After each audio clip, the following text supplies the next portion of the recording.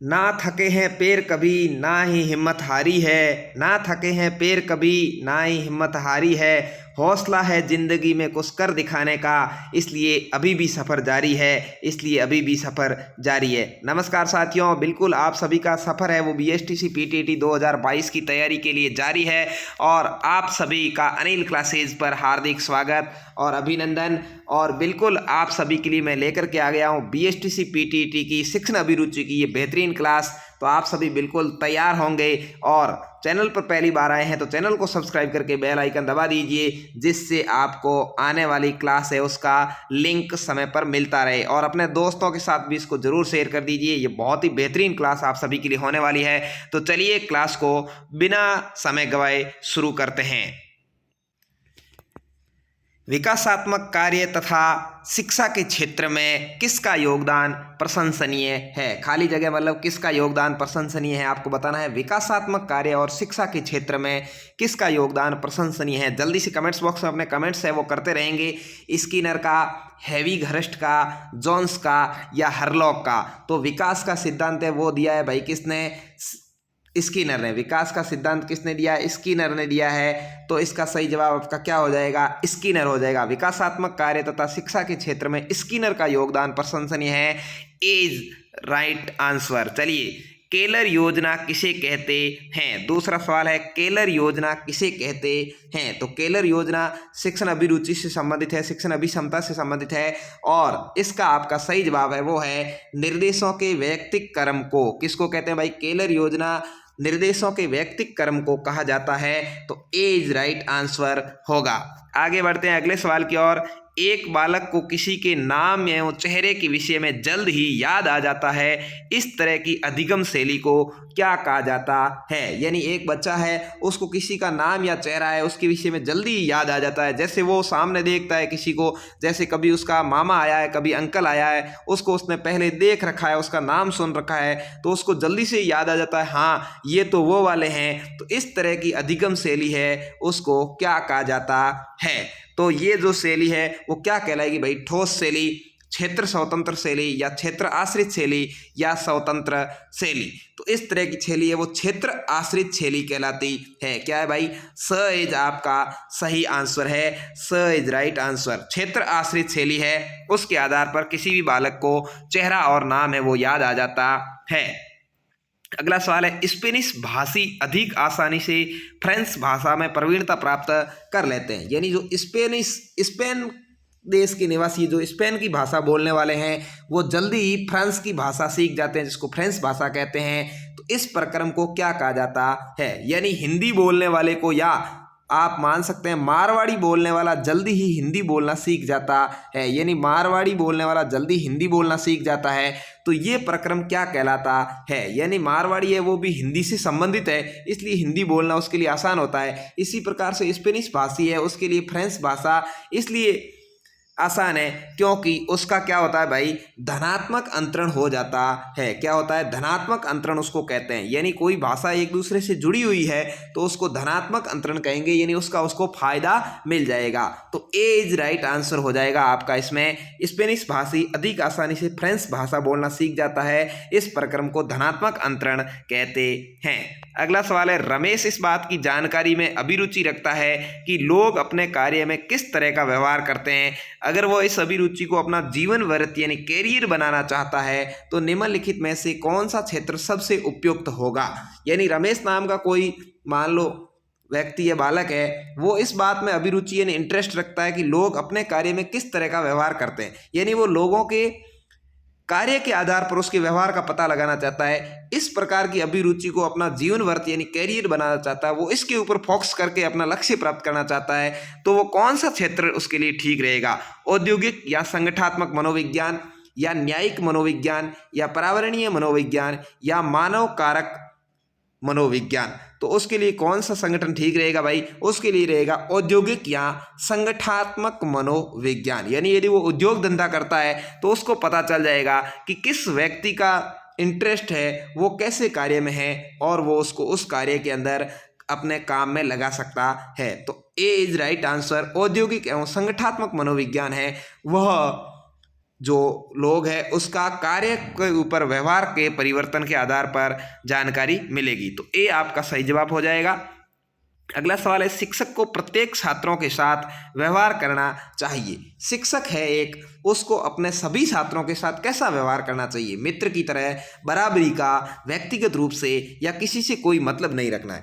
यानी एक शिक्षक है, उसको अपने बच्चों के साथ कैसा व्यवहार रखना बताइए? उसको दोस्त की तरह माने या सभी को बराबर माने, जो होशियार है उसको भी, जो कम होशियार है या जो माने कि जैसा भी है उसको, या व्यक्तिगत रूप से किसी को ज़्यादा लाड प्यार करे और किसी को दूर रखे, या किसी से भी कोई मतलब नहीं रखे, केवल अपना पाठ पढ़ाए और चला जाए। तो यदि आप इसको सकारात्मक दृष्टि से सोचते हैं तो आपका सही आंसर होगा, वो होगा ए, मित्र की तरह। ठीक है, मित्र की तरह यदि व्यवहार करता है तो वह अध्यापक ज़्यादा सफल होगा अपने बच्चों को समझाने में, अपने स्टूडेंट्स को फायदा पहुंचाने में। तो ए आपका सही जवाब होगा। अगला है, कक्षा में एक शिक्षक छात्रों का ध्यान आकर्षित करना चाहता है, यानी आकर्षित कैसे कर सकता है? एक कक्षा में एक शिक्षक छात्रों का ध्यान किस प्रकार आकर्षित कर सकता है? छात्रों की जिज्ञासा का विकास कर, विशेष प्रकार का पहनावा पहनकर, या कक्षा में अपनी आवाज़ तेज रखकर, या भाषण ठीक प्रकार से देकर। एक अध्यापक बच्चों को किस तरह अपने प्रति आकर्षित कर सकता है? तो आपको पता होना चाहिए कि यदि छात्रों के अंदर जिज्ञासा है उसका विकास करेगा, तो यानी छात्रों के अंदर जानने की इच्छा पैदा करे और जो छात्र सवाल पूछे उसका जवाब दे दे, या विशेष प्रकार का कोई धोती वगैरह साफा वगैरह लगा करके आ जाए तब, या कक्षा में तेज तेज बोलेगा तब, या भाषण ठीक प्रकार से देगा तब। यदि बच्चों को उसको आकर्षित करना है तो उसको क्या करना पड़ेगा भाई? छात्रों के अंदर जिज्ञासा का विकास करना पड़ेगा। छात्रों के अंदर ऐसी ललक लगानी पड़ेगी कि छात्र कोई भी बात, जिज्ञासा कहते हैं जानने की इच्छा। जिज्ञासा का क्या अर्थ है भाई? जानने की इच्छा। यानी बच्चों के अंदर कोई भी नई बात सीखने की इच्छा पैदा होगी, और जब वो सीखने के लिए प्रेरित होंगे तो उस अध्यापक से मिलेंगे और उससे उसके बारे में जानकारी करेंगे, तो शिक्षक है उसके प्रति बच्चों का ध्यान है वो ज़्यादा आकर्षित होगा। तो ए इज राइट आंसर। अगले सवाल की ओर बढ़ते हैं। अध्यापक के लिए सबसे मूल्यवान क्या है? अध्यापक के लिए सबसे ज़्यादा कीमती चीज़ क्या है, मूल्यवान क्या है? उसकी नौकरी, उसकी गरिमा एवं मर्यादा, छात्रों का विश्वास, या उनकी शिक्षण के प्रति अवस्था। यानी आपको बताना है सकारात्मक सोचते हुए कि अध्यापक के लिए सबसे ज़्यादा महत्वपूर्ण चीज़ क्या है। जल्दी से आपके कमेंट्स है वो कमेंट्स बॉक्स में आना चाहिए, और इसके अलावा यदि आपको कोई डाउट लगता है तो भी आप कमेंट करके पूछ सकते हैं। तो सही आंसर आपका क्या होगा भाई? उसकी नौकरी है, वो तो बिल्कुल सामान्य है, वो सबसे मूल्यवान चीज़ नहीं हो सकती। हाँ, नौकरी ठीक है, फिर भी यदि नौकरी नहीं भी है और वो अध्यापक है तो भी उसको किस बात का ध्यान रखो? उसकी गरिमा और मर्यादा को बनाए रखना है, ये भी ठीक है, लेकिन उसको सबसे मूल्यवान चीज़ क्या है भाई? छात्रों का विश्वास अर्जित होना चाहिए। अपने छात्रों को उस अध्यापक विश्वास होना चाहिए कि हमें ये जो गुरुजी पढ़ाते हैं वह बात बिल्कुल सच्ची है, और गुरुजी का कहे अनुसार अपन करेंगे तो अपनी लाइफ है वो सेट हो जाएगी। तो छात्रों का विश्वास सबसे ऊपर आएगा। स आपका सही आंसर है, सी इज राइट आंसर। ठीक है, उसके अलावा ये 3 नंबर दिलाएगा आपको। शिक्षण अभिक्षमता के अंदर आपको पता होगा, कई बार आपने देखा होगा इस तरह से लिखा हुआ आता है, जैसे उनकी नौकरी 1 नंबर, उसकी गरिमा मर्यादा 2 नंबर, उसकी शिक्षण के प्रति अवस्था 3 नंबर आ जाए, या माना कि 0 नंबर आ जाए। इस तरह से कई बार लिखा हुआ आता है, और कई स्टूडेंट्स पूछते भी हैं कि सर ये हमको समझ में नहीं आता, ये मामला है क्या? यदि इस तरह से लिखा हुआ आता है तो आपका मतलब ये होगा कि आप यदि ए सही करते हैं तो आपको 1 नंबर मिलेगा, बी सही करते हैं तो 2 नंबर मिलेगा, सी सही करते हैं तो 3 नंबर मिलेगा, डी सही करते हैं तो 0 नंबर मिलेगा। तो आपको समझ में आ गया होगा कि इस तरह से जब उत्तरमाला दी हुई आती है तो इसका मतलब क्या होता है। तो आपका इसके अंदर सही आंसर क्या हो जाएगा भाई? छात्रों का विश्वास, ये आपको 3 नंबर दिलाएगा। सी इज राइट आंसर। आगे बढ़ते हैं अगले सवाल की ओर। अच्छा अध्यापक वह है जो, अच्छा अध्यापक कैसा होता भाई? मेधावी और परिश्रमी हो, या सादा जीवन व्यतीत करता हो, या अपने विद्यार्थियों से सच्ची लगन रखता हो, या अपने विषय में प्रवीण हो, यानी अपने विषय में होशियार हो। तो आपको बताना है कि सच्चा अध्यापक, अच्छा अध्यापक कैसा होता है। तो भाई सीधी सी बात है, मेधावी और परिश्रम होना ठीक है, होशियार होना चाहिए मास्टर, ठीक है। सादा जीवन व्यतीत करता हो, अच्छी बात है। ज़्यादा अध्यापक को ताम झाम नहीं करना चाहिए, सादा जीवन, उच्च विचार रखने चाहिए, लेकिन अपने विद्यार्थियों के प्रति क्या होनी चाहिए, सच्ची लगन होनी चाहिए। यदि अपने विद्यार्थियों के अंदर वो अपना भविष्य देखता है कि आने वाले संसार का भविष्य है, वो देश का भविष्य है, वो अपने विद्यार्थियों में है और मेरे को जो जिम्मेदारी मिली है मैं उसको अच्छे से वहन करूंगा, तो ही बेस्ट है। यानी सी इज राइट आंसर होगा। सबसे ज़्यादा नंबर आपको किसके मिलेंगे भाई, अपने विद्यार्थियों से सच्ची लगन, ये यदि आप करते हैं तो आपको 3 नंबर इस सवाल के मिल जाएंगे। अगला है शिक्षा के प्रचार एवं प्रसार से।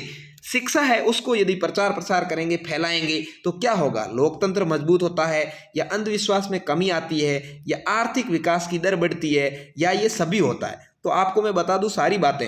लोकतंत्र मजबूत होता है मतलब यदि शिक्षित व्यक्ति है तो वो अपना नेता चुनते समय ज़्यादा सावधानी रखेगा। अंधविश्वास में कमी आती है, अंधविश्वास आपको पता है भोपा वगैरह होते हैं वो पैदा करते हैं और कहते हैं कि ऐसा नहीं करोगे तो आप कैसे हो जाएगा, ठीक है। उस तरह के मैसेज भी आप वायरल होते हुए देख रहे हैं कि आपने यदि 10 जनों को ये मैसेज नहीं भेजा तो आपके फलाना हो जाएगा, फलाना हो जाएगा, इस तरह के आ सकते हैं। तो ये भी बिल्कुल गलत है। आर्थिक विकास की दर बढ़ती है, ठीक है, तो आर्थिक विकास की दर बढ़ेगी मतलब इनकम है वो बढ़ेगी, तो क्या होगा भाई, ये सभी होगा। क्या होगा, शिक्षा के प्रचार प्रसार से अंधविश्वास में कमी भी आएगी और लोकतंत्र भी मजबूत होगा और आर्थिक विकास की दर भी बढ़ेगी। तो ये सभी सही आंसर है, मतलब D is right answer, the आपका सही जवाब है। आगे बढ़ते हैं अगले सवाल की ओर। आपके अनुसार शिक्षण की योजना पद्धति होनी चाहिए, यानी आपके अनुसार शिक्षा है वो कैसी होनी चाहिए। शिक्षक केंद्रित मतलब जैसा अध्यापक चाहे, प्रोजेक्ट केंद्रित मतलब जिस तरह से प्रोजेक्ट वगैरह दीवार पर लगा दे और उसके आधार पर पढ़ाए, या पाठ्य पुस्तक केंद्रित यानी केवल किताबों पर आधारित, या बाल केंद्रित यानी जैसे बच्चे पढ़ना चाहते हैं वैसी शिक्षा होनी चाहिए। तो आपके अनुसार शिक्षण की योजना पद्धति बाल केंद्रित होनी चाहिए। कैसी होनी चाहिए भाई, बाल केंद्रित इज राइट आंसर है, डी आपका सही जवाब है। आगे बढ़ते हैं अगले सवाल की ओर। एक शिक्षक की कार्य क्षमता को बढ़ाया जा सकता है। एक अध्यापक है, शिक्षक है, उसकी कार्य क्षमता यानी कार्य करने की क्षमता को कैसे बढ़ाया जा सकता है। एक अध्यापक अच्छा पढ़ाता है, सब कुछ ठीक करता है, लेकिन यदि उसकी कार्य क्षमता उसको और ज़्यादा बढ़ाना है, क्या करना पड़ेगा। परीक्षा फल के अनुसार पदोन्नति देकर, कड़े स्कूल प्रशासन द्वारा अध्यापक के कार्यों की सराहना करके, या अच्छा वेतन देकर। हाँ ठीक बात है, यदि अच्छा वेतन देंगे तो भी अध्यापक की कार्य क्षमता बढ़ सकती है। यानी यदि उसको 50,000 की जगह 60,000 देते हैं तो वो हो सकता है 5 घंटे की जगह 6 घंटे भी काम कर सकता है, ठीक है। लेकिन कड़े स्कूल प्रशासन द्वारा बिल्कुल ही गलत है। परीक्षा फल के अनुसार पदोन्नति देकर, हाँ ठीक बात है, लेकिन सबसे बेस्ट क्या है, अध्यापक के कार्यों की सराहना करके। यदि एक अध्यापक अच्छा पढ़ाता है और उसका हेडमास्टर आता है, उसका प्रिंसिपल आता है, वो कहता है बहुत अच्छा सर, आपने बहुत अच्छा पढ़ाया बच्चों को और आप बिल्कुल बहुत ही अच्छा कर रहे हैं, तो वो अध्यापक बिल्कुल मन से अगली बार और अच्छा पढ़ाने का प्रयास करेगा। या अभिभावक आ जाते हैं, कहते हैं कि जो इस स्कूल के अंदर सर है उसमें सबसे अच्छा पढ़ाने वाले सर तो ये हैं, तो उनको बहुत अच्छा लगता है और वो आगे और ज़्यादा बढ़ करके काम करने की कोशिश करते हैं। तो अध्यापक के कार्यों की सराहना करके ये आपको 3 नंबर दिलाने वाला है। उसके अलावा ये 2 नंबर और ये 1 नंबर दिला सकता है, ये 0 नंबर दिलाने वाला आंसर होगा। अगले सवाल की ओर बढ़ते हैं। स्कूलों में मध्याह्न भोजन योजना के क्या उद्देश्य है। स्कूल के अंदर जो खाना खिलाया जाता है दोपहर में, मध्याह्न भोजन योजना जिसको कहते हैं पोषाहार, उसका क्या टारगेट है, उद्देश्य क्या है, लक्ष्य क्या है। विद्यार्थियों के शाला त्याग की दर को कम करना, यानी बच्चे हैं वो कम स्कूल छोड़े, उस खाने की लालच में स्कूल आए, क्योंकि गरीब जो तबके के लोग होते हैं, गरीब जो लोग होते हैं, वो अपने बच्चों को इसलिए नहीं भेज पाते हैं क्योंकि उसको कमाने के लिए, उसके कपड़े खिलाने के लिए, उसको खाना खिलाने के लिए उसके पास में ज़्यादा पैसे नहीं होते हैं, इसलिए वो उसको भी साथ में मजदूरी पर ले जाते हैं। तो ये वजह हो सकती है, या विद्यार्थियों को पुरस्कृत करना, या विद्यार्थियों में सामाजिकता का विकास करना, या खाना बनाने का प्रशिक्षण देना। तो आपका सही जवाब क्या होगा भाई, विद्यार्थियों के शाला त्याग की दर को कम करने के लिए मध्याह्न भोजन योजना चलाई जाती है। ए आपका सही आंसर होगा। आगे बढ़ते हैं। एक अच्छे विद्यार्थी का सबसे महत्वपूर्ण गुण क्या है। एक अच्छा विद्यार्थी कौन कहलाएगा, जो शाला समय पर पहुंचेगा, या हमेशा कक्षा नियमित रखेगा, या कक्षा में जो कुछ पढ़ाया जा रहा है उसे समझने का प्रयास करेगा, या अनुशासित और अच्छा व्यवहार करने वाला। यानी वैसे तो ये सभी अच्छे विद्यार्थी हैं, वैसे तो ये सभी अच्छे विद्यार्थियों का ही लक्षण है, लेकिन एक अच्छे विद्यार्थी का सबसे महत्वपूर्ण गुण कौन सा आपको बताना है। तो इसका सही आंसर होगा आपका सी, कक्षा में जो कुछ पढ़ाया जा रहा है उसे समझने का प्रयास करता है। तो ये सबसे बेस्ट गुण है, 3 नंबर आपको दिलाएगा। बाकी समय पर सभी विद्यार्थी पहुंचते हैं, चाहे वो अच्छे हो कि नहीं हो। हमेशा कक्षा नियमित बहुत सारे विद्यार्थी ऐसे लेते हैं जिनके अंदर अच्छे लक्षण नहीं होते हैं फिर भी, और अनुशासित और अच्छा व्यवहार करने वाला, ये आपको 2 नंबर दिलाने वाला है। लेकिन आपका सी है वो सही जवाब होगा। आगे बढ़ते हैं, अगला 15वां सवाल है, जब आप लक्ष्य की ओर बढ़ रहे हैं तो अभिप्रेरणा से क्या होता है। जब आप लक्ष्य की ओर बढ़ रहे हैं तो अभिप्रेरणा से क्या होता है भाई। गर्व होता है, या तनाव कम होता है, या ज्ञान होता है, या शक्ति होती। तो आप यदि लक्ष्य की ओर बढ़ रहे हैं तो अभिप्रेरणा से आपका क्या हो जाएगा भाई, तनाव कम हो जाएगा। क्या होगा, अभिप्रेरणा आपको प्रेरित करेगी कि आप बिल्कुल टेंशन छोड़ दीजिए, आपको सफलता है वो मिलने वाली है। ठीक है ना, तो बिल्कुल आपका बी है वो राइट आंसर हो जाएगा इस सवाल का। अगला है, अभिप्रेरणा से उत्पन्न होना चाहिए। अभिप्रेरणा से क्या उत्पन्न होना चाहिए बताओ भाई। इनाम या पारितोषिक, या परिणाम का ज्ञान, या लाभ, या इनमें से कोई नहीं। यानी अभिप्रेरणा से क्या उत्पन्न होता है, आप जो बढ़ावा देते हैं किसी चीज, उससे क्या होता है, परिणाम का ज्ञान होता है। क्या होता है भाई, अभिप्रेरित करेंगे तो उससे परिणाम का ज्ञान होगा। यदि मैं आपको अभिप्रेरित करता हूं कि आप बीएसटीसी पीटीटी की जो तैयारी कर रहे हैं वो 2 महीने यदि ढंग से पढ़ लेंगे तो आपका बीएसटीसी पीटीटी के अंदर नंबर आ जाएगा, और जैसे ही नंबर आएगा 2 साल की ये ट्रेनिंग करने के बाद आप शिक्षक बन सकते हैं। आप 2 साल तक और मेहनत करें तो शिक्षक बन जाएंगे। ये आपको क्या करेगा, आपको परिणाम का ज्ञान करवाया। क्या करवाया, परिणाम का ज्ञान करवाया कि आपको अच्छा परिणाम मिल सकता है यदि आप 2 महीने ये और 2 साल ये मेहनत कर लें। तो इससे क्या हुआ, आपको अभिप्रेरित किया और परिणाम का ज्ञान हुआ। तो आपका सही आंसर क्या हो गया भाई, बी इज राइट आंसर हो गया। आगे बढ़ते हैं अगले सवाल की ओर। धीमी गति से सीखने वाले बच्चे के प्रति आपकी अभिव्यक्ति कैसी होगी। आपकी स्कूल के अंदर जब आप पढ़ाने जाएंगे तो बहुत सारे तरीके के आपको बच्चे मिलेंगे। ठीक है, वो कुछ धीमी गति से सीखने वाले होंगे, तो कुछ साधारण होंगे और कुछ असाधारण होंगे। असाधारण का मतलब और तेज गति से सीखने वाले बच्चे। तो उसमें कम गति से सीखने वाले बच्चे हैं, उसके प्रति आपकी अभिव्यक्ति कैसी होनी चाहिए। अरुचिकर, प्रतिकारी, सहानुभूतिपूर्ण, या घृणापूर्ण। अरुचिकर मतलब कोई इंटरेस्ट नहीं, प्रतिकारी मतलब बदला लेने की भावना, या आपकी उसके प्रति सहानुभूति होगी, कोई बात नहीं ये कम सीख रहा है तो इसको धीरे धीरे सिखाएंगे, या आपको इससे घृणा होगी, आप उससे दूर रहेंगे। तो क्या होगा भाई, धीमी गति से सीखने वाले बच्चे के प्रति एक शिक्षक की सहानुभूतिपूर्ण होना चाहिए। बी इज राइट आंसर, सहानुभूति होनी चाहिए उसकी। बी आपका सही जवाब होगा। आगे बढ़ते हैं, अध्यापक मुख्य रूप से किसके प्रति जवाबदेह होता है। अध्यापक का जवाबदारी क्या है, समाज और छात्रों के प्रति है, प्रधानाचार्य के प्रति है, अभिभावकों के प्रति है, या सरकार के प्रति है। एक अध्यापक है वो मुख्य रूप से किसके प्रति जवाबदेह है। एक अध्यापक की जिम्मेदारी क्या है, उसको प्रधानाध्यापक को खुश करना चाहिए, या उसको सरकार को खुश करना चाहिए, या उसको अभिभावकों को खुश करना चाहिए, या उसको समाज और छात्रों के व्यवहार में परिवर्तन लाना चाहिए। तो आपका सही आंसर क्या होगा भाई, ए होगा। एक अध्यापक का मुख्य उद्देश्य है, जवाबदारी है, वो है छात्रों का विकास और समाज के अंदर यदि छात्र सुधरेंगे समाज अपने आप सुधर जाएगा। तो ए आपका सही जवाब है, यानी अध्यापक की जिम्मेदारी समाज और छात्रों का विकास करना है। अगला है, बालक में उत्पन्न प्रेरक उसके व्यवहार को बता देते हैं। बालक के अंदर जो प्रेरक उत्पन्न होते हैं वो उसके व्यवहार को बता देते हैं। कैसा, लक्ष्योन्मुखी, चिंता मग्न, परमुखापेक्षी, या तनाव मुक्त। एक बालक के अंदर जो प्रेरक उत्पन्न होते हैं वो उसके व्यवहार को कैसा बना देते हैं, ये आपको बताना है। तो एक बालक के अंदर यदि जो प्रेरक उत्पन्न होंगे वो उसको लक्ष्य उन्मुखी बना देंगे। क्या है, उसको लक्ष्य के प्रति लालायित कर देंगे, उसको लक्ष्य के प्रति टारगेट कर देंगे कि आपको उस तरह से सफलता है वो मिल सकती है। ये आपका बिल्कुल ही सही जवाब हो जाएगा। अगला है, छात्रों में स्व अनुशासन विकसित करने के लिए आप क्या करेंगे। छात्रों में खुद का अनुशासन विकसित करना है, उसके लिए आपको क्या करना है, उन्हें कुछ उत्तरदायित्व देंगे, उन्हें दंड देंगे, उनसे नियमों का पालन करवाएंगे, या उन्हें अच्छे आचरण के नियमों के प्रति परिचित करवाएंगे। तो क्या होगा भाई, छात्रों के अंदर खुद को अनुशासन में विकसित रखना है तो उसके लिए आपको क्या करना पड़ेगा, आपको पता होगा, सही जवाब है उन्हें कुछ उत्तरदायित्व दे देंगे, उनको अलग अलग जिम्मेदारी दे देंगे। जैसे किसी को कक्षा का मॉनिटर बना दिया, ठीक है, किसी को बता दिया कि भाई जो अंतराल होता है, रेस्ट होती है, उसके अंदर जब खाना खिलाया जाता है उसके हाथ धुलाने की बच्चों की जिम्मेदारी आपकी है। किसी को जिम्मेदारी दे दी कि खाना परोसने की जिम्मेदारी आपकी है। तो उससे क्या होगा, उसके अंदर खुद के प्रति अनुशासन विकसित हो जाएगा। ठीक है।